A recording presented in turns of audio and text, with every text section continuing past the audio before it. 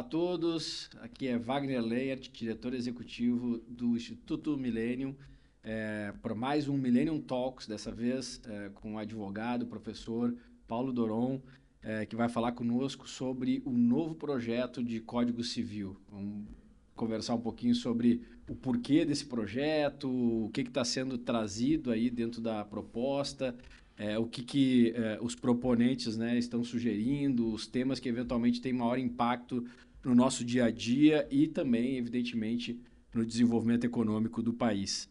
Então eu vou rapidamente aqui ler a mini bio do Paulo Doron, e depois a gente já começa o bate-papo, como a gente tem feito aí nas diversas edições do Millennium Talks. O Paulo é graduado e doutor em Direito Civil pela Faculdade de Direito da USP, professor da Escola de Direito da FGV e professor visitante de diversas universidades europeias e latino-americanas, sócio da SABZ Advogados. Inclusive, né, Paulo, você vai estar agora no mês de julho na Europa lecionando, né? Vou estar. Bom, olá a todos, né?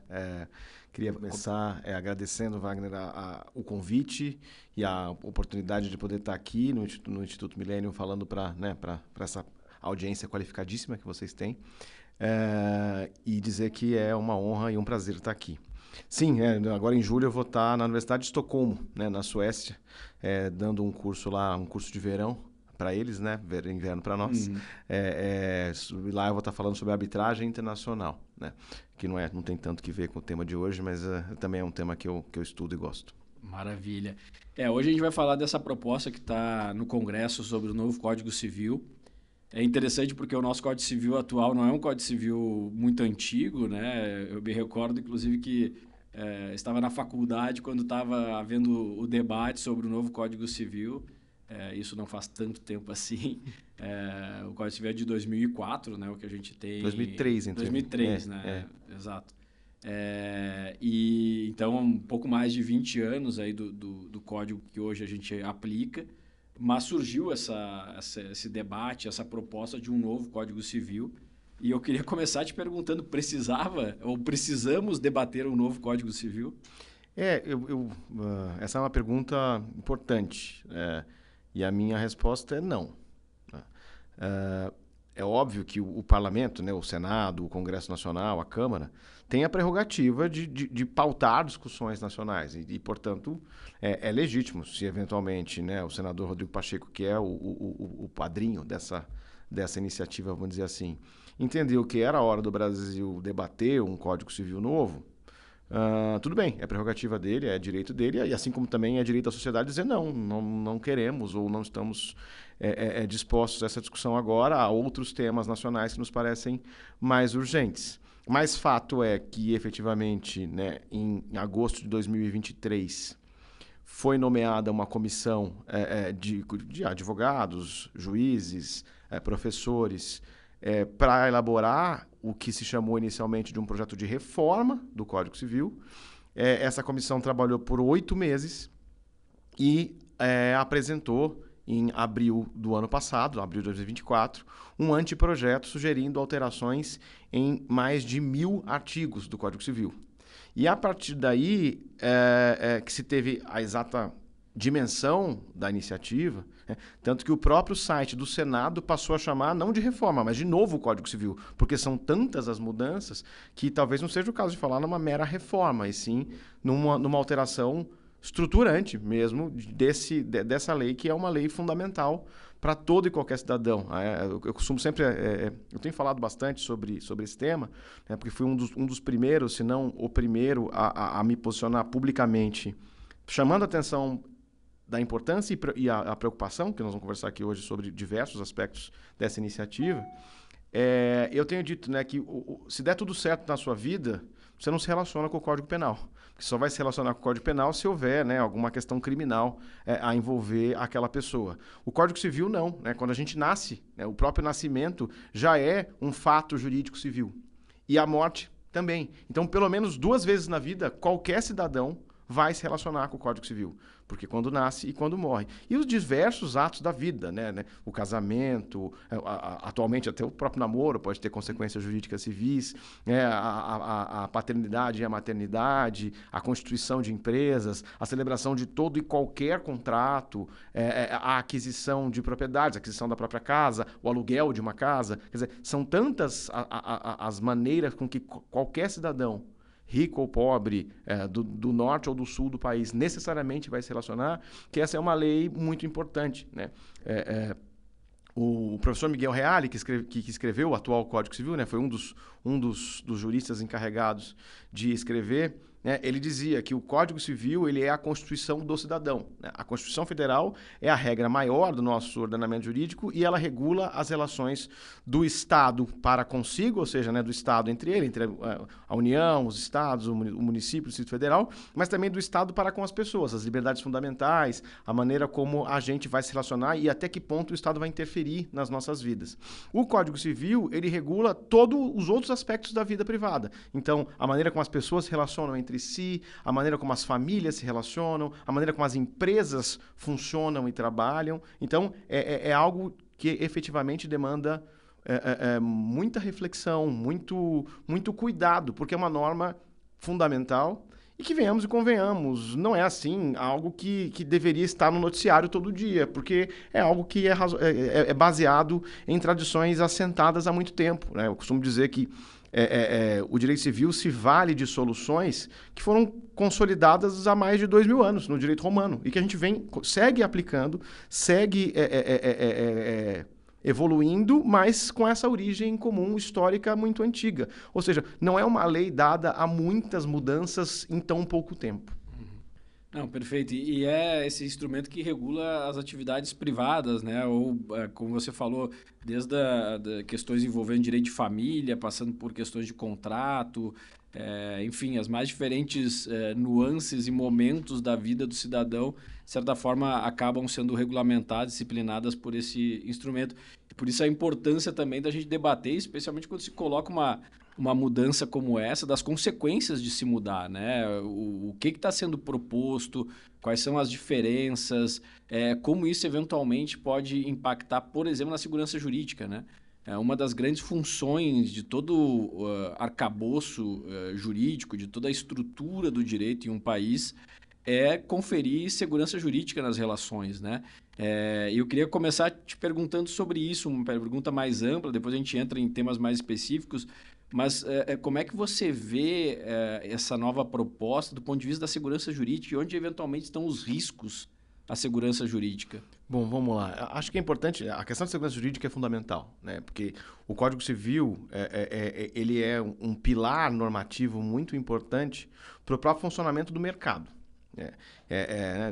A gente costuma dizer que há 3 conceitos jurídicos que são muito importantes para que uma economia funcione, né? Que são os conceitos de propriedade, o conceito de empresa e o conceito de contrato. Esses 3 conceitos, que são conceitos jurídicos, eles permitem que um mercado funcione.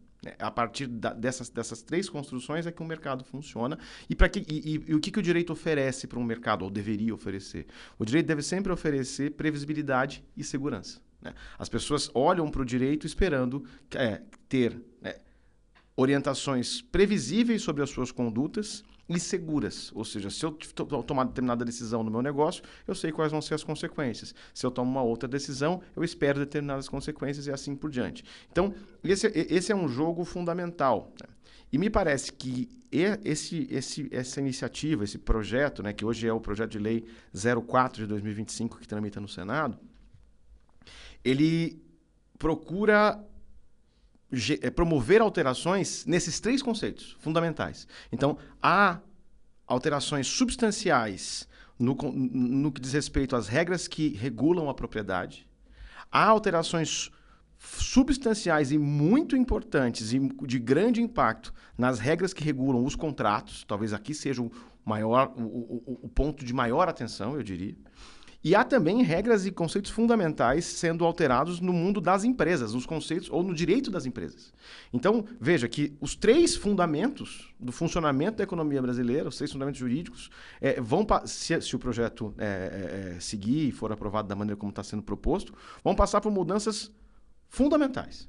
E, em relação à segurança jurídica, é importante notar, né, códigos civis demoram para serem substituídos justamente porque eles alteram e impactam tanto a vida das pessoas que as sociedades levam um certo tempo para absorver aquelas normas, efetivamente compreender e passar a pautar a sua conduta nelas. Só para dar uma perspectiva para os nossos ouvintes e para a nossa audiência, né? O Brasil teve um primeiro Código Civil em 1916. Este código vigorou até 2003. E só então foi substituído. Então, na história do Brasil, só houve 2 códigos civis até hoje. Isso não é uma questão puramente brasileira.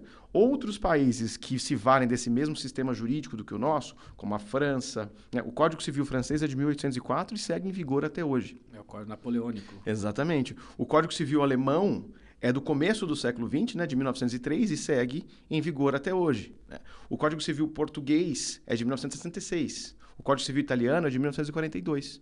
E todos estão em vigor até hoje. Ah, Paulo, mas eles nunca foram alterados? De maneira nenhuma. Todos foram alterados, né? O direito alemão o direito privado alemão passou por uma reforma importante em 2002. O direito civil francês passou por uma reforma em 2016. Né?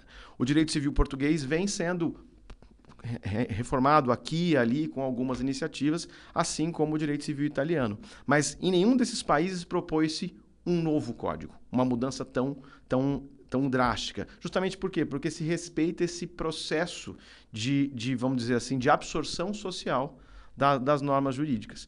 E é natural, toda vez que você promove uma alteração desse tamanho, vai gerar insegurança. Vai gerar insegurança porque são regras novas que a sociedade vai precisar lidar com elas. Há um processo de adaptação, há um processo de compreensão, e tudo isso faz parte, né, de uma alteração legislativa. E aí isso se agrava quando se vê, por exemplo, nesse projeto específico, a inserção de muitos conceitos jurídicos absolutamente novos, não só para a ciência jurídica brasileira, mas para a ciência jurídica mundial.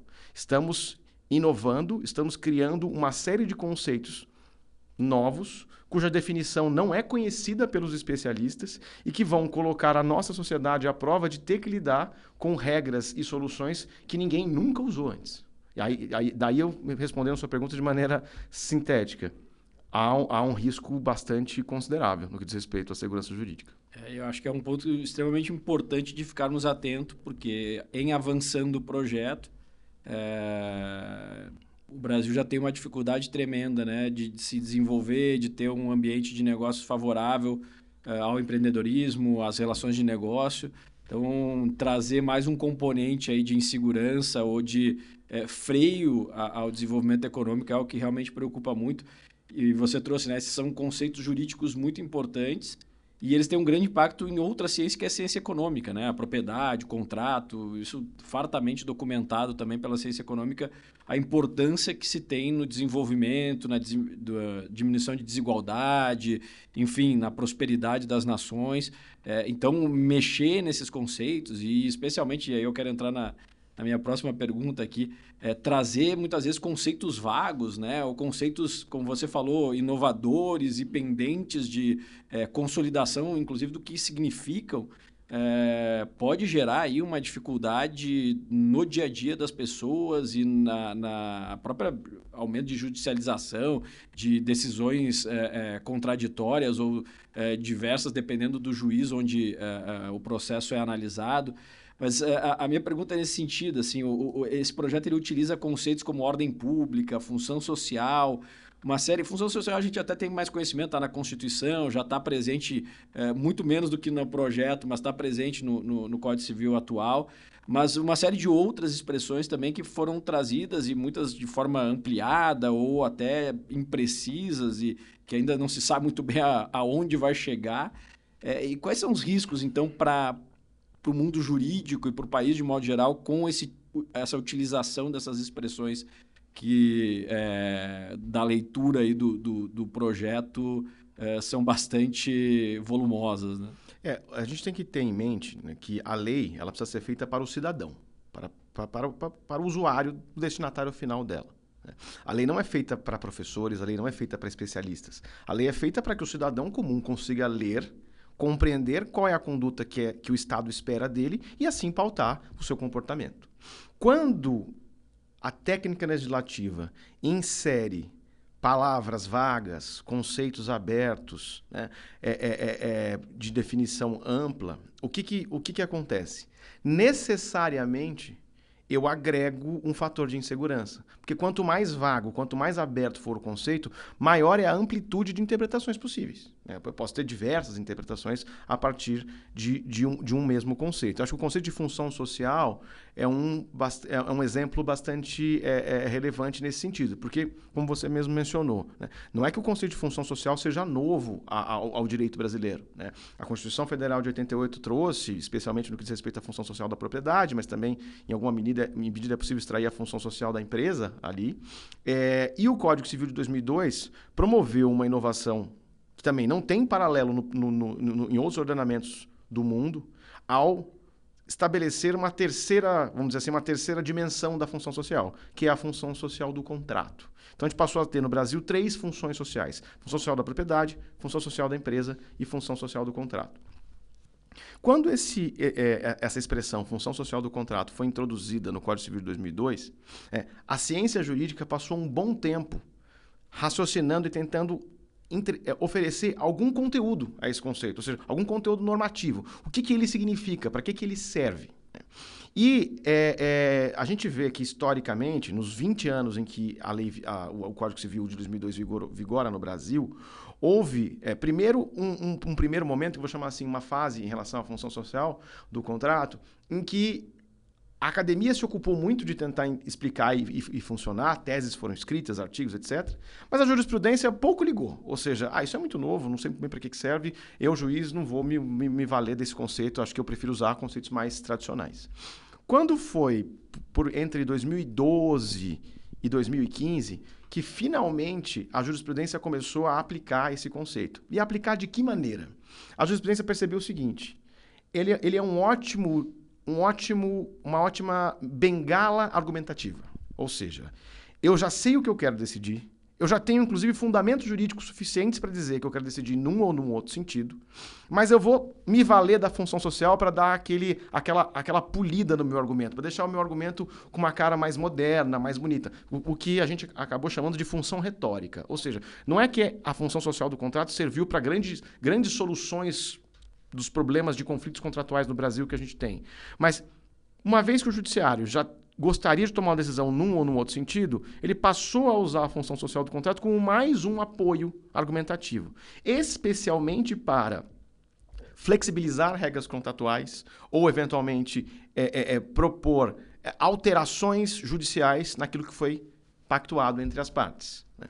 E isso veio acontecendo e foi aumentando, até que em 2019 a gente teve uma iniciativa legislativa, que foi a Lei da Liberdade Econômica. E a Lei da Liberdade Econômica se preocupou em oferecer uma espécie de limite ou restrição da aplicação desse conceito de maneira desmedida. E passou a dizer que a função social do contrato tem uma aplicação limitada e que ela deveria servir mais para reafirmar os vínculos contratuais do que para flexibilizar o que foi combinado. Muito bem. Daí em diante, a gente poderia dizer, então quer dizer que o judiciário parou de usar a função social do contrato? Não. Do ponto de vista quantitativo, aumentou o uso, o emprego da expressão. E, em boa parte, ainda na ideia retórica, ou seja, não é que ela resolve um problema sozinha, ela está sempre junto com outros conceitos jurídicos. Mas, ao final, o que a gente percebe, e eu fiz um levantamento específico que está publicado a esse respeito, é que depois da Lei da Liberdade Econômica, boa parte do judiciário aqui do Estado de São Paulo, que foi a minha base de dados que eu avaliei, passou a usar a função social do contrato não mais para flexibilizar as regras, mas para reafirmar o princípio ou a ideia de que, uma vez combinado e contratado, aquilo deve ser cumprido. Né? Qual é a principal função social de um contrato? É legitimar as expectativas e permitir que as pessoas cumpram o que prometeram. Né? E isso vem acontecendo a cada vez mais depois de 2019, por uma aplicação, vamos dizer assim, uma aplicação menos ampla ou menos flexibilizadora deste conceito. Quando a gente vai para o projeto de lei 04 de 2025, há um aumento. Então, o Código Civil hoje só traz 2 vezes a expressão função social do contrato. A partir se o projeto vier se tornar lei, eu vou ter 13 vezes o emprego de função social do contrato. Portanto, um aumento de 550%. Ah, mas já estava na lei, Paulo. É verdade, mas toda vez que eu endereço um conceito indeterminado e o repito muitas vezes na lei, eu estou dando um recado para quem vai receber essa lei, seja para o cidadão, seja para o juiz que vai aplicar essa lei, de que esta é uma solução que está muito mais disponível, que está muito mais à mão, muito mais próxima. E na linha em que o conceito vem sendo aplicado, é exatamente na linha oposta do que foi feito na Lei da Liberdade Econômica. Ou seja, voltar a uma cultura ou voltar a um emprego deste conceito para flexibilizar contratos, para permitir a intervenção judicial em contratos. E mais do que isso, houve uma promoção. Pegou a função social do contrato, que estava num campo, vamos dizer assim, muito restrito de aplicação, e a colocou no centro do direito contratual. A função social do contrato passou a ser elevada como uma causa de nulidade de cláusulas contratuais. Ou seja, um juiz vai poder dizer o seguinte: esta cláusula que está escrita nesse contrato não precisa ser cumprida porque ela é nula, porque ela atenta contra a função social do contrato.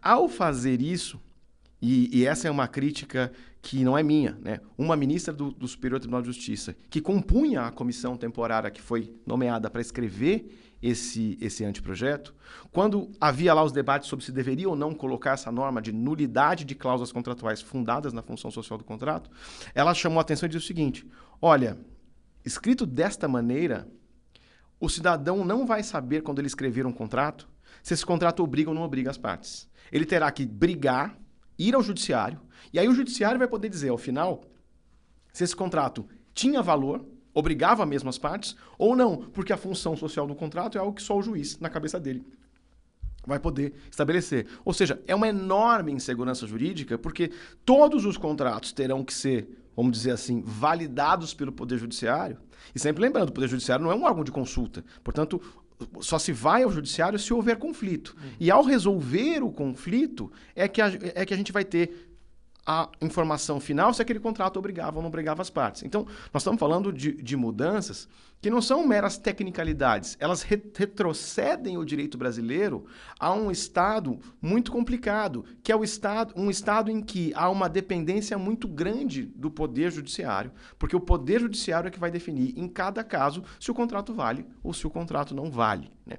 E aí aqui a gente vê também, e essa é uma crítica que tem sido feita por parte da academia, que há uma certa delegação do Poder Legislativo da capacidade de gerar normas para as pessoas para o Poder Judiciário. Toda vez que eu insiro um conceito indeterminado numa lei, o que eu, legislador, estou fazendo? Eu não me julgo capaz de resolver esse problema completamente. Como o juiz vai estar mais perto do caso concreto, eu vou delegar ao juiz que, olhando as circunstâncias específicas daquele conflito, ele tem uma ampla liberdade para decidir se está certo, se está errado, se pode ou se não pode. Essa é uma técnica legislativa que não é nova. Ela é usada, inclusive, em países de ordenamento semelhante. A Alemanha se vale muito de cláusulas gerais, o direito italiano, em certa medida, também usa, e o direito português, bastante. O direito francês usa menos, é verdade. Mas sempre em uma atuação muito restrita, ou seja, são aqueles casos limites, são aquelas situações que efetivamente o legislador, que tem que fazer uma regra que vale para todo mundo ao mesmo tempo, não consegue dizer com precisão se é A ou se é B. Agora, quando nós estamos num tema que é se o contrato é válido ou inválido, ou seja, se o contrato vai ter força entre as partes, isso é algo que o cidadão precisa saber de antemão, ele não tem que perguntar para ninguém.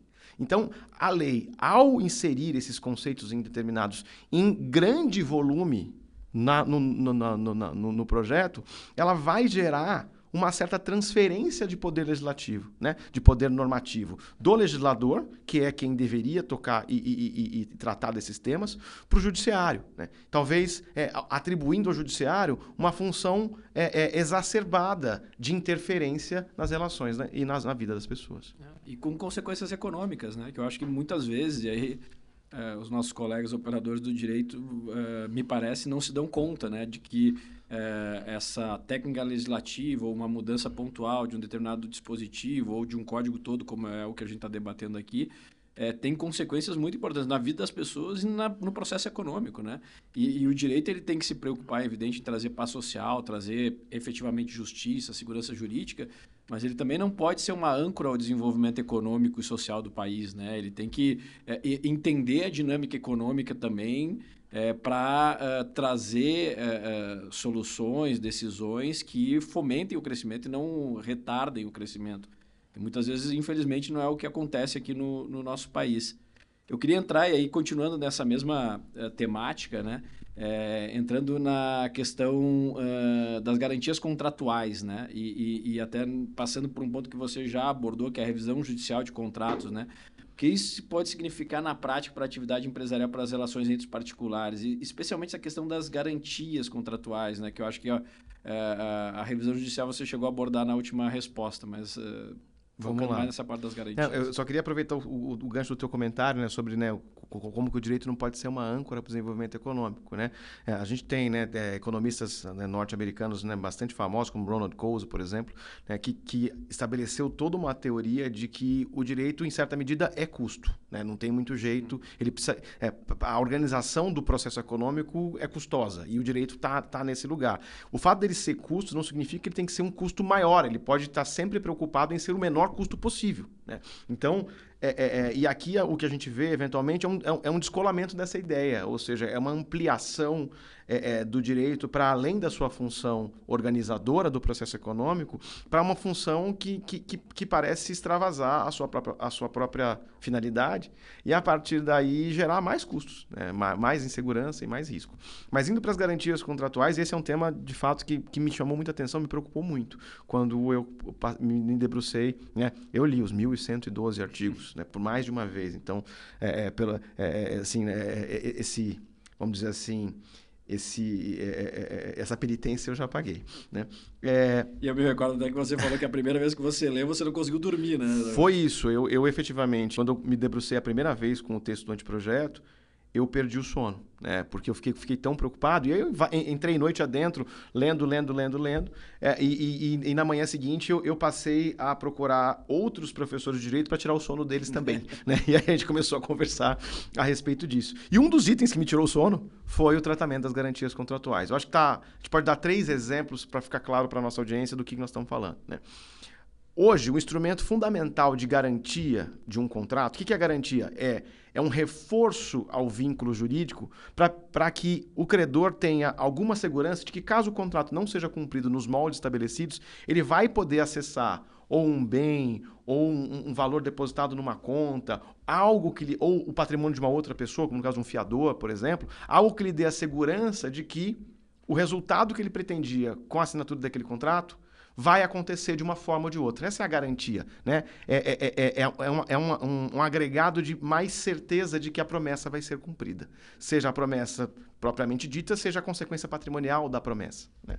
Muito bem. Quando o anteprojeto vem, ele traz alterações muito relevantes. Então, ele traz uma primeira que é a seguinte. Hoje, o mercado de crédito no Brasil, ou seja, todo mundo que vai tomar um dinheiro emprestado para adquirir algum bem, seja um veículo, uma máquina, seja a casa própria, seja um outro imóvel, o sistema brasileiro criou nos últimos 20 anos, nos últimos 30 anos, um instrumento muito eficiente, chamado alienação fiduciária. Todo mundo que compra um carro financiado, uma moto financiada ou uma casa financiada, assina um contrato que dá ao banco credor ou agente financiador uma garantia chamada alienação fiduciária. Que significa o seguinte: caso não seja pago o valor do financiamento, o credor pode pegar o bem, vendê-lo rapidamente e usar o produto da venda para satisfazer o crédito. O que isso agrega? Isso diminui o valor da taxa de juros. do empréstimo. Porque quanto mais seguro for o contrato, quanto mais rápido for a recuperação do valor, menor é o prêmio de risco embutido na taxa de juros. E, portanto, mais acessível o crédito fica para todo mundo. O Brasil demorou bastante tempo para conseguir desenvolver esse sistema de alienação fiduciária. Eu não vou entrar aqui na questão técnica, mas é porque o nosso sistema era um sistema tradicional de garantias que foi sendo substituído primeiro para os bens móveis e depois para os bens imóveis. E hoje a gente vive uma situação razoavelmente tranquila em relação ao estabelecimento dessas garantias, de como que elas funcionam e até onde elas podem ir. O Código vem e faz uma alteração sutil num artigo específico, que é o artigo que regula a alienação fiduciária. E ele diz o seguinte: a alienação fiduciária, a validade da alienação fiduciária agora vai estar submetida à ordem pública. Né? Ordem pública é um conceito jurídico dos mais difíceis de definir. Né? O professor Jacob Dollinger, que foi professor lá da PUC do Rio de Janeiro, professor de Direito Internacional Privado, ele tem um artigo em que ele diz expressamente: este é o conceito jurídico mais difícil de definir de todos.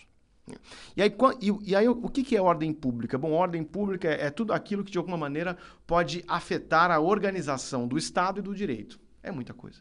Né? O professor Antônio Junqueira de Azevedo dizia que tem 4 conceitos que eles podem fazer do melhor possível ao pior possível a uma nação. Né? Que são os conceitos de ordem pública, interesse público, função social e boa-fé. Com esses 4 é possível fazer qualquer coisa em direito. Então, quando eu submeto a validade da alienação fiduciária à ordem pública, eu estou dando a um juiz, em qualquer lugar do Brasil, um poder de desconsiderar a garantia do contrato, se ele entender que, de alguma maneira, aquilo atente contra uma norma fundamental do direito brasileiro. E tem uma norma fundamental no direito brasileiro que chama-se dignidade da pessoa humana. Então, se eventualmente um juiz entender que aquela pessoa que comprou uma casa financiada, mora naquela casa e não está conseguindo pagar as parcelas, não deve ser desalojada porque isso atentaria contra a sua dignidade e, portanto, a garantia ofende a ordem pública, eu vou simplesmente pôr por terra o sistema de financiamento imobiliário no Brasil. A mesma coisa vale para bens móveis. Né? Quando eu junto isso com um segundo conceito, que é o seguinte, né? Hoje, e é algo razoavelmente conhecido, a gente tem um conceito da proteção do bem de família. Ou seja, aquele único imóvel que serve como residência familiar não pode ser tomado do devedor pelos seus credores sob pena de reduzir aquela pessoa à indigência, a ser sem teto. E que me parece uma regra razoavelmente bem estabelecida e bem compreendida no Brasil. O projeto propõe trocar. Revoga-se o bem de família, não vamos mais falar de bem de família, e vamos passar a falar de patrimônio existencial mínimo da pessoa, da família e da empresa. Isso, portanto, amplia a quantidade de bens que os credores não podem pegar em nome da proteção da dignidade do devedor. Quando eu junto isso com a ordem pública da alienação fiduciária, eu tenho quase que uma receita pronta de como dar a qualquer membro do Poder Judiciário do nosso país um ótimo argumento, que a gente diz, né, que é aquele argumento de uma decisão que parece socialmente justa naquele caso individual, mas que tem um potencial de gerar consequências muito ruins exatamente contra os mais vulneráveis que supostamente estariam protegidos naquela decisão. Então, um juiz que não faz valer uma alienação fiduciária e, portanto, não permite que o credor tome o bem para si para pagar a dívida que foi contraída, talvez para aquela família essa decisão seja boa. Mas qual é a consequência de uma decisão como essa quando ela começa a ser dada em diversos lugares ao mesmo tempo? Eu, credor, eu que vou emprestar dinheiro, vou precificar na taxa de juros o risco de eu ter a minha garantia desconsiderada judicialmente com esse argumento. O que significa que se antes a parcela era de R$1.000, ela vai passar a ser de R$1.100, R$1.200, R$1.300, R$2.000, R$3.000, R$5.000. O tal do custo Brasil ou risco Brasil. E isso significa o seguinte: quem vai pagar esta conta é justamente a população mais vulnerável ou mais pobre, que tem menos margem no seu orçamento familiar para pagar uma parcela de uma casa própria. Então, sob a justificativa de que eu estou agregando mais dignidade, dando ao judiciário mais meios para individualmente proteger a dignidade de cada família, no todo, eu estou gerando um ambiente de tanta insegurança que eventualmente não vai mais ter crédito imobiliário. Né? No limite não vai ter crédito. No meio do caminho, e que é o mais provável que aconteça, o crédito vai ficar mais caro.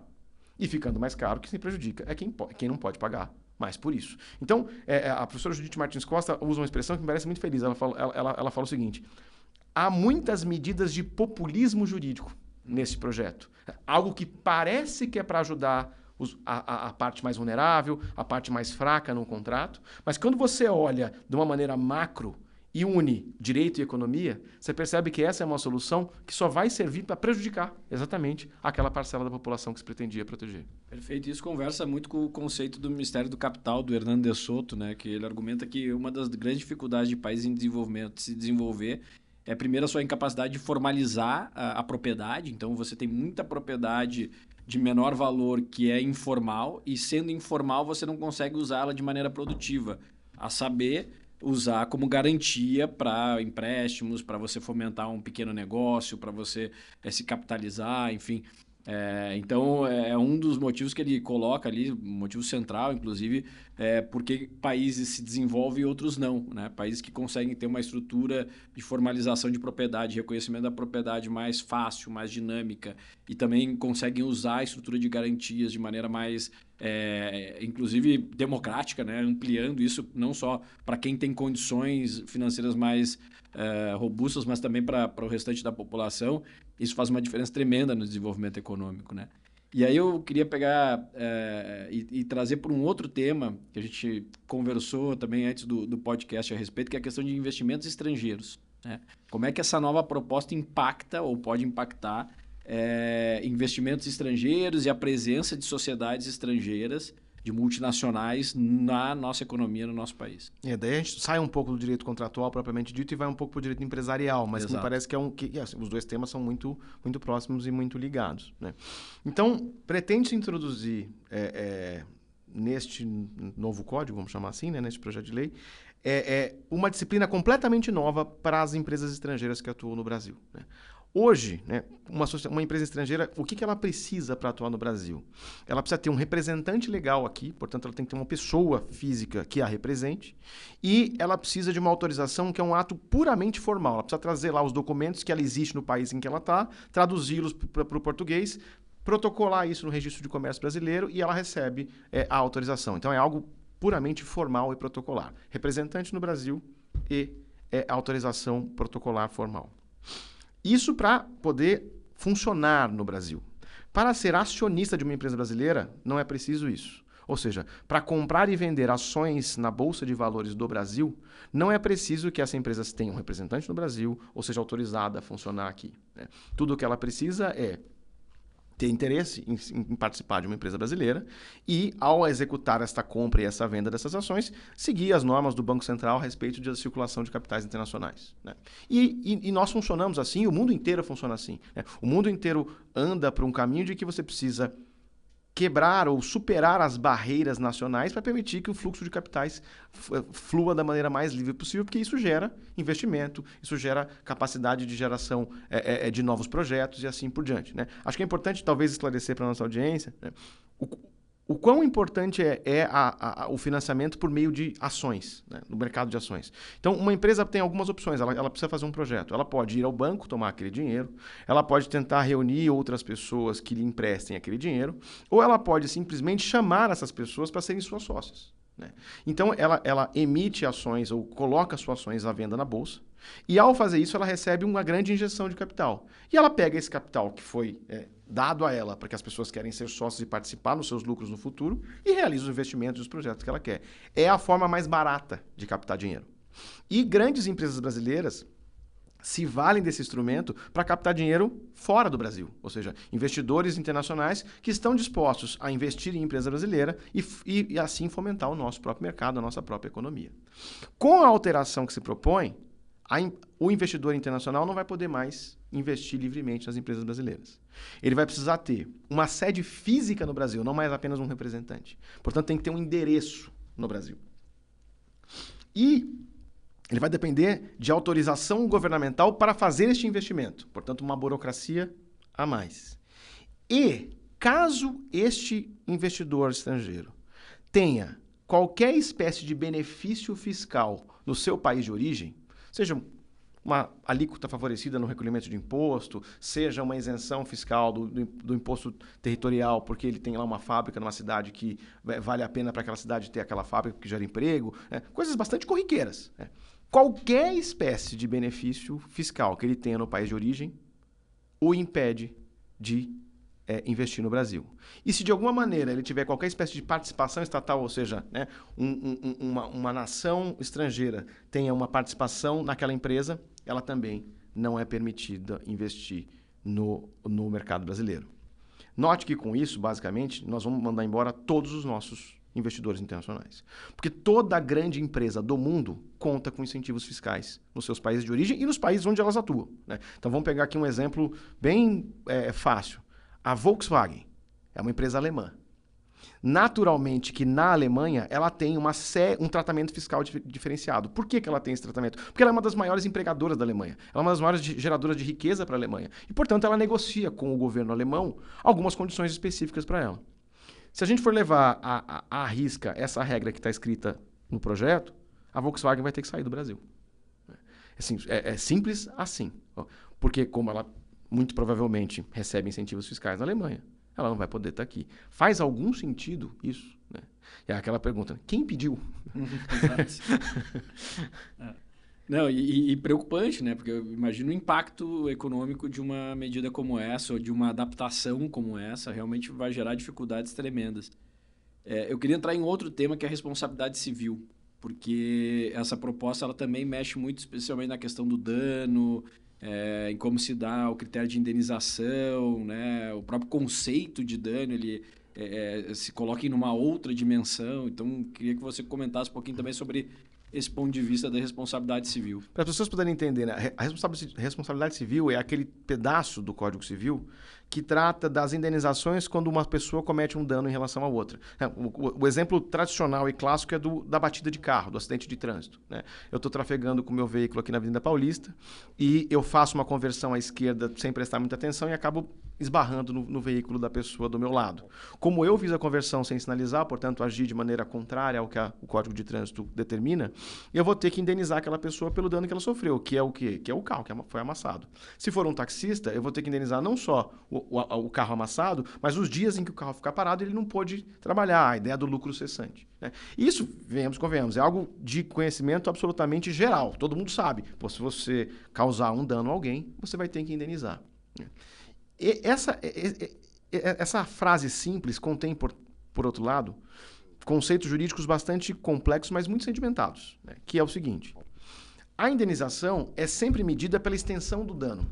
E isso é uma garantia de segurança para os dois lados. Para quem sofre o dano, que vai saber que o seu patrimônio vai ser restabelecido na exata medida do sofrimento, e para quem causa o dano, que vai poder saber que a sua indenização é limitada ao tamanho do dano que for feito. Veja que, se eu não souber o quanto que eu vou pagar de indenização, é impossível que eu contrate um seguro. Portanto, o seguro trabalha muito com a lógica da previsibilidade dos danos a serem indenizados. O projeto de reforma na parte de responsabilidade civil, e talvez aí seja a reforma mais intensa. Por quê? Porque 100% dos artigos atuais foram modificados e ainda foram acrescidos vários outros. Então, é uma mudança de 130% e não de 100%. E ao promover uma mudança tão drástica em algo que é tão assentado e tão tradicional no nosso direito, isso gerou perplexidade em muita gente. Primeiro, por quê? Porque abandonou-se o conceito de que só indenizo o dano objeto de ação ilícita. Portanto, eu agi contrariamente à lei e, portanto, tenho que indenizar. Agora, o conceito de licitude deixou de fazer parte da definição, dos requisitos para a indenização. Você vai poder discutir situações em agir lícito que vai gerar indenização. O segundo conceito fundamental é o seguinte: a medida da indenização é o dano sofrido. A partir de agora, não só mais o dano, mas outros conceitos como o valor do direito ofendido. Valor não no sentido de dinheiro, o valor no sentido de significado, de importância. Ou máximas de experiência do juiz. Ele vai poder dizer, a minha experiência, a indenização aqui, acho que é 15, 20, 30 mil reais. Então, há uma desassociação, no meu modo de ver, muito perigosa entre o dano sofrido e a indenização a ser paga. Isso tem uma consequência que me parece óbvia e bastante fácil de prever. Vai gerar uma indústria de indenizações. Né? E então, aí uma judicialização excessiva também? Num país em que nós já temos 88 milhões de processos em trâmite hoje. Né? E que você vê o CNJ e o Poder Judiciário fazendo um esforço gigantesco para desjudicializar a nossa sociedade. Aí você vem um projeto de código que incentiva a judicialização dos contratos e agora na responsabilidade civil. E, além disso, além de desassociar a indenização com o dano, eu ainda passo a ter uma novidade que é a inserção de várias categorias completamente novas de dano. Então, atualmente, a lei diz o seguinte: só os danos diretos e imediatos decorrentes do ato ilícito são indenizáveis. E nós vivemos com isso há bastante tempo.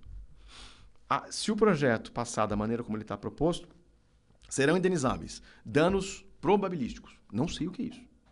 Serão indenizáveis danos indiretos. Isso é uma situação complicadíssima. Né? No direito inglês e norte-americano tem uma dificuldade muito grande, porque lá os danos indiretos são passíveis de indenização. E você vê um esforço gigantesco de quem faz contratos naqueles países de tentar, de alguma maneira, tirar isso, porque é muito imprevisível. O que é um dano indireto? Quer dizer, então, que se eu não te pagar uma dívida e você, por conta do meu não pagamento, não conseguir pagar a sua conta de luz e, portanto, a sua luz for cortada e a comida estragar dentro da sua geladeira, eu vou ter que te indenizar. Mas tinha como eu prever que você ia deixar a comida na geladeira? Quer dizer, eu amplio muito as possibilidades de indenização a partir da criação do conceito de dano indireto. E aí eu ainda tenho danos estatísticos, que eu também não sei o que significa. Né? Então eu tenho uma série de novas modalidades de dano que vão aumentar em muito o potencial de indenização e, portanto, a litigiosidade. Né? Portanto, um ato lícito que não imediatamente se relaciona com o meu prejuízo vai poder, eventualmente, ser indenizado. Isso sem falar no tratamento do dano moral. Né? O dano moral é aquele dano que a gente não consegue quantificar porque não é uma perda patrimonial, mas é um desconforto, é uma infelicidade, é um sofrimento que a pessoa, um sofrimento psíquico, físico que a pessoa sofre quando ela eventualmente é acometida ou sofre as consequências de um ato ilícito. O dano moral do Brasil tem um tratamento, é verdade, tímido da legislação. Né? Então a construção é toda jurisprudencial. E o Superior Tribunal de Justiça atua normalmente no Brasil reduzindo as indenizações. Dizendo, olha, o dano moral existe, ele precisa ser indenizado, mas ele não foi feito para deixar ninguém milionário. O fato de você ter sofrido as consequências de um ato ilícito não deve servir para que você enriqueça as custas de outrem. Muito bem. Da maneira como está escrito agora, o dano moral passa a poder contar com uma função punitiva. Então, além do sofrimento, de uma indenização para te compensar por aquele desconforto, eu vou poder aplicar uma espécie de penalidade a quem causou aquele dano. Algo que, no meu modo de ver, não é nem função do direito privado. Deveria ser, né, o poder de polícia do Estado para fazer isso. Mais do que isso, se aquela pessoa que causou o dano reiteradamente causa danos em outras ocasiões parecidas, essa indenização, que já foi aumentada para aplicar a penalidade, vai poder ser multiplicada por 4. Então, eu vou ter um aumento exponencial das indenizações por dano moral. Isso vai gerar o quê? Mais litigiosidade, mais advocacia predatória. Né? Hoje é bastante comum, não sei se você, Wagner, já passou por isso. Você pega um voo, o voo atrasa, pouco tempo depois você começa a receber mensagens não solicitadas de pessoas querendo comprar o seu crédito contra a companhia aérea por conta do atraso do voo. Isso já existe hoje. Portanto, já existe uma indústria do dano moral no transporte aéreo. Imagina multiplicado por 4. A oportunidade de efetivação de uma advocacia predatória, de um aumento, de um incremento brutal do custo para exercer determinadas atividades no Brasil. Acho que o transporte aéreo é um ótimo exemplo. Né? Estava outro dia ouvindo um outro podcast em que a pessoa que trabalhava no mercado da aeronáutica brasileira falou que 91% das ações judiciais do mundo contra companhias aéreas são no Brasil, hoje já. Imagina como vai ser caso essa regra passe dessa maneira. Impressionante. Vou para a última pergunta aqui, o tempo tá esgotando e a gente poderia ficar muito tempo falando a respeito, porque, como foi dito, né, é uma mudança profunda do Código Civil. O Código Civil é um código amplo, né, que aborda diversas temáticas, Mas eu queria falar sobre direito digital, porque é um tema que está em discussão agora, inclusive com outros dispositivos legais.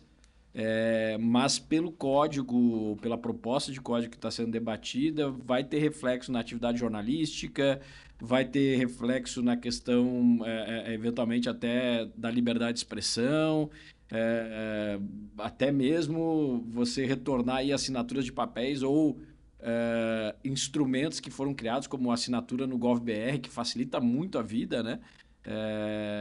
Vai ter aí um retrocesso se avançar. Eu queria que você comentasse também um pouquinho a respeito. É interessante, quando iniciaram-se os trabalhos para escrever esse projeto de lei, muitas pessoas fizeram a pergunta, a primeira pergunta que você me fez, mas para quê? Qual é a necessidade? E os membros da comissão justificaram em 2 pilares a necessidade. Olha, o direito de família mudou muito nos últimos 20 anos, as relações familiares já não são as mesmas que eram em 2002, e a vida se tornou digital. A vida não era digital em 2002, a vida era analógica. E ela se tornou digital, né, com a popularização da internet, o advento dos smartphones e redes sociais. Então, hoje, a vida é muito mais online do que offline. E não há regramento para essa vida online, a afirmação da qual eu discordo. Eu acho que o direito civil resolve 95% dos problemas, se não até 97% dos problemas que nós temos online. E é verdade, um ponto ou outro efetivamente merecesse alguma atenção. Muito bem. Então,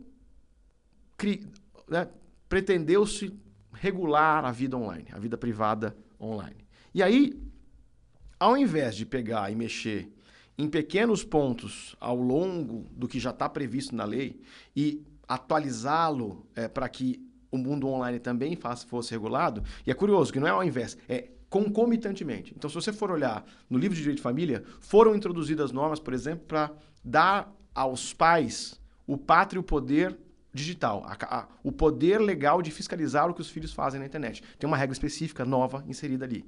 Aí você vai no livro de Direito Digital, também tem uma, e que ela não conversa direito com a outra. Um outro tema, a herança digital, lá, o caso Marília Mendonça, famoso, né, em que a cantora veio a falecer tragicamente num acidente, e ela tinha milhares de seguidores, milhões de seguidores nas redes sociais, e houve uma disputa dos seus herdeiros sobre quem ia ficar aquela conta que valia muito dinheiro, porque tinha muitos seguidores. Então você tem ali, e aí você vai no capítulo de direito da herança, tem lá uma regra sobre a herança digital. Você vai no livro de direito digital, tem outra regra. Né? Então, não foi feito nem pelas mesmas pessoas nesta comissão. E aí, no tema do direito digital, o que me pareceu foi uma espécie de uma megalomania, para dizer. Pretendeu-se regular tudo e toda forma de expressão digital no Código Civil. E o direito digital, na verdade, os especialistas dizem, ele não é só o direito civil digital. Né? Eu tenho o direito administrativo digital, eu tenho o direito penal digital, eu tenho várias outras manifestações do direito digital que extravasam o direito civil. O que, por si só, eventualmente já justificaria a criação de uma lei brasileira de direito digital. Né? E a gente tem o Marco Civil da Internet, por exemplo, que, de alguma maneira, procurou regular isso em certos aspectos. E, curiosamente, esse livro do direito digital é onde se encontram os temas mais, vamos dizer assim, inovadores, entre aspas. Então, por exemplo, você tem uma regra lá, o artigo 2027D, eu gosto sempre de usar esse exemplo, que está escrito lá o seguinte: fica inserido no currículo das faculdades do Brasil a matéria Direito Civil Digital, que terá o seguinte conteúdo. Eu falo, mas isso aqui é a Lei de Diretrizes e Bases da Educação ou é o Código Civil? Aí depois você tem uma outra regra que fala o seguinte: a regulação dos neurodireitos. Que eu confesso que até ler o projeto eu não sabia o que era. Aí eu fui procurar entender que é a evolução da neurociência e a regulação jurídica. São temas que não estão assentados na medicina, na neurociência, que dirá a criação de uma regra para regular isso. Aí você pega um outro tema, que é o desenvolvimento de capacidades cerebrais. Aí tem um artigo lá que garante a todos o acesso igualitário a tecnologias de desenvolvimento cerebral. Viva com essa regra, não sei muito bem para quê. E aí é curioso, você pega, por exemplo, o tema da inteligência artificial, que é um tema que eventualmente vai precisar ser regulado. Não sei se agora é o melhor momento, se nós ainda estamos vendo o desenvolvimento desse processo, mas de alguma maneira precisará ser regulado. O professor Guilherme Flack, lá da FGV, fez um levantamento. No livro de Direito Digital, apenas 3% das normas falam de inteligência artificial. Sabe quantos falam sobre o e-notariado, o serviço digital que os cartórios oferecem às pessoas? 56% das normas. Ou seja, além de provocar uma tremenda confusão, introduzir uma série de itens polêmicos ou, no mínimo, novos ainda perdeu-se uma grande oportunidade de regular o que deveria ser regulado, né? Então, para mim, acho que como todo capítulo final de uma história, a gente brinca que o Código Civil é uma história, né? A pessoa nasce, ela se perde um pouco, fica ausente, depois ela se encontra, aí ela contrata algumas coisas, né? Assume algumas obrigações, depois ela compra uma casa, depois ela comete alguns atos ilícitos e tem que indenizar, aí ela abre uma empresa, aí ela casa, tem filhos e morre. Essa é mais ou menos a história que o Código Civil conta para nós, se a gente for lendo os artigos na ordem dele, né? E aí agora tem um capítulo final novo, que é o capítulo digital, que me parece que talvez seja o triste epílogo do direito privado brasileiro, porque se ele passar do jeito que está, vai ser muito difícil interpretar o que é o direito privado e o que é o direito digital, até porque as normas do livro de direito digital colidem com normas sobre direito digital que estão espalhadas nos outros livros do Código. Então é algo que a gente fica assim, muito apreensivo para entender qual foi a ideia e por que fazer isso, né? Por que tentar regular tanta coisa tão complexa e tão nova num Código Civil, que é uma norma que é feita para não ficar mudando muito, né? E aí você tem temas relacionados à liberdade de expressão, então você vai ter eventualmente modificações. Você tem a criação da responsabilidade objetiva, ou seja, eu não tenho que provar a culpa de todo e qualquer usuário de internet, não só das plataformas. Então qualquer pessoa que repassar um meme, eventualmente, será responsabilizada de acordo com a norma tal como ela está lá. Então o tema do direito digital me parece, ele é um ótimo exemplo do quão grave é o problema deste projeto. Porque, além dele não conversar com o resto do código, ele pretende introduzir normas que sequer são passíveis de serem compreendidas em relação à língua portuguesa, que dirá os conceitos que são trazidos. Perfeito. E a gente sabe, né, o excesso de normas, a mudança constante de normas, ou normas com, como você bem colocou, conceitos muito vagos que dificultam o entendimento por parte das pessoas que precisam cumpri-las, só enfraquece todo o sistema, né? Em vez de facilitar a vida do cidadão, em vez de facilitar o desenvolvimento econômico, ele acaba prejudicando. Então, eu acho que tem diversos elementos aqui muito preocupantes desse projeto que está no Senado. É importante que todos fiquem atentos a essa tramitação e, se evoluir, né, que ajustes sejam feitos, pelo menos. A gente conversou sobre isso antes também. Eu acho que, se for fazer alguma atualização, que faça pontualmente, né, não criando um novo código, até por ser recente o código vigente. Então, acho que é um tema extremamente importante para todos estarem atentos, né? Não só impacta o indivíduo, o cidadão, na sua vida diária, em diversos aspectos da sua vida diária, mas também pode ser aí um golpe muito forte no nosso progresso econômico, para um país que já enfrenta muitas dificuldades de sair do lugar, né? Infelizmente, a gente tem década perdida após década perdida. Daqui a pouco parece que a gente vai conseguir sair e ter um crescimento econômico expressivo e acaba não acontecendo, a gente fica patinando, e patinando não só a economia do país não cresce, mas também a gente não tem a chance de diminuir a desigualdade, dar mais oportunidade para as pessoas que moram aqui no país. Então, é muito preocupante quando se tem projetos como esse, que geram esse tipo de insegurança e, eventualmente, de prejuízos aí, tanto para o dia a dia da pessoa quanto para a prosperidade do país. Então, eu acho que é um tema para a gente ficar bastante atento. Eu queria te passar as palavras para a consideração final, Paulo, te agradecendo muito pelo papo, por todo conhecimento e todos os pontos que você trouxe aqui. Eu acho que foi muito ilustrativo e deixou muito claro aí os principais pontos de atenção que a gente precisa olhar para esse projeto. E eu queria te passar as palavras aí com esse agradecimento por dividir o seu tempo e seu conhecimento conosco. Eu queria, né, em geral, eu termino essa fala, eu tenho falado, né, bastante sobre isso, estou ficando aquela pessoa chata, monotemática, sabe, que conversa disso no café da manhã, no almoço, no jantar, meus amigos não aguentam mais, né? E eu costumo dizer que o meu objetivo fazendo isso não precisa perder o sono como eu perdi, mas só se você puder pensar antes de dormir no risco que nós estamos correndo, o meu recado já chegou onde deveria chegar, né? E aí, muita gente me pergunta, mas Paulo, não tem como salvar? E eu digo, olha, as alterações são tantas e elas são transversais, elas se espalham pelo projeto todo, que o melhor que o Brasil poderia fazer é arquivar esse projeto inteiro, tá? Mas supondo que esta não seja a opção do parlamento, o que me parece que pudesse ser feito seria o fatiamento deste projeto em temas específicos. Então, o direito de família precisa de ser atualizado? Ótimo. Vamos ter um projeto para atualizar o direito de família. E vamos discutir o direito de família com os principais especialistas, vamos ouvir a sociedade civil, vamos ouvir a tutela da criança e do adolescente, uma série de coisas importantes. O mundo digital precisa ser tratado? Ótimo. Então, vamos pegar... E aí, na verdade, já existe um projeto de lei que também é de autoria do senador Rodrigo Pacheco para tratar do aspecto digital. Então, você tem duas iniciativas andando ao mesmo tempo, que também é curioso. Eventualmente, talvez os contratos empresariais precisem ser tratados, porque hoje eles são tratados junto com os contratos civis, isso gera alguma confusão. Vamos fazer um projeto, então, de inserir a categoria dos contratos empresariais no código, ou uma lei específica dos contratos empresariais. Ninguém aqui é contra a evolução do direito privado, ninguém vai defender que o Código Civil é imutável e perfeito, uma obra divina, não é isso. E a verdade seja dita, mais de 30 vezes esse código já foi mudado pelo parlamento. Então, agora, algo tão profundo, algo tão extenso e algo que gera tantos riscos ao mesmo tempo, me parece que o melhor a se fazer é que o parlamento devolva isso para a sociedade. E diga, bom, então debatam mais, construam mais, reflitam mais e tragam algo um pouco mais... vamos dizer assim, um pouco mais localizado, um pouco mais focado e um pouco que gere menos impacto. Porque daí o parlamento tem um pouco mais de tranquilidade para debater. Queria agradecer muito o convite, queria a oportunidade de estar aqui e espero que eu pelo menos faça as pessoas pensarem antes de dormir. Maravilha, obrigado, Paulo.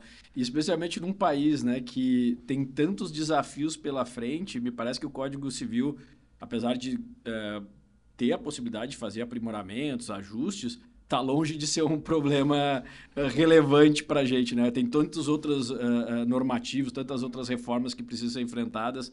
A gente precisa ter um senso de prioridade também, né? Além de tudo. Brinco, Vaga, que não tinha ninguém na Avenida Paulista pedindo um novo Código Civil. Exatamente. É curioso. E não vai ter tão cedo. Gente, muito obrigado a todos que nos assistiram. Finalizamos aqui mais um Millennium Talks. Nos acompanhem nas redes, nos nossos canais, no YouTube, no Spotify. E acompanhe também os nossos próximos episódios. Obrigado e um abraço.